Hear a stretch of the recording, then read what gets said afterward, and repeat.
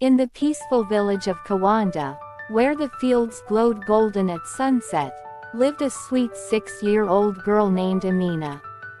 She was the heart and light of her home. Every evening, Amina would run barefoot through the grass, her laughter filling the air. "Mama, look at the flowers I picked," she cried happily, holding up a colorful bouquet. Mama Halima smiled with love in her eyes. "My daughter," she whispered, "you bring light wherever you go." But not everyone shared their joy. From the shadows, Aunt Rebecca watched with jealous eyes. Deep in her heart, envy slowly twisted into something dark and cruel.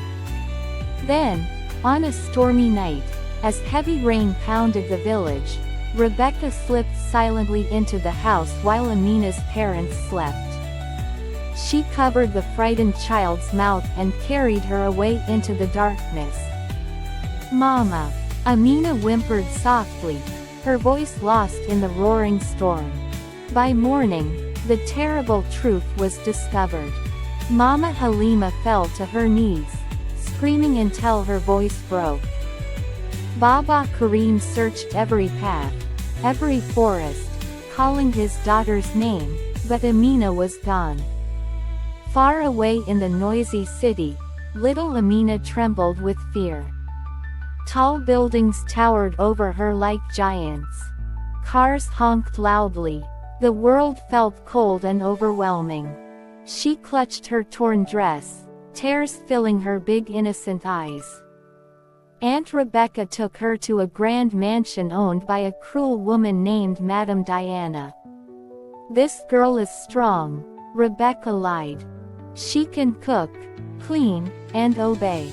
Madame Diana looked down at the tiny child with icy eyes. "How old are you?" she demanded. "6, Amina whispered, barely audible. Madame Diana slammed her hand on the table. "In this house, weak children do not cry." That very night, Amina's childhood ended. The little girl was forced to wash heavy piles of clothes with her small, burning hands. Her arms ached. Her eyes grew heavy with exhaustion. When she accidentally dropped and broke a plate, Madame Diana grabbed her roughly by the arm. "You useless child," she shouted. Amina was dragged away and locked inside a dark, cold storeroom with no food, and no hope. Curled up on the dusty floor, hugging her knees tightly, Amina whispered through her tears. "Mama, please come for me." Outside the locked door, Madame Diana smiled cruelly. And that was only the beginning.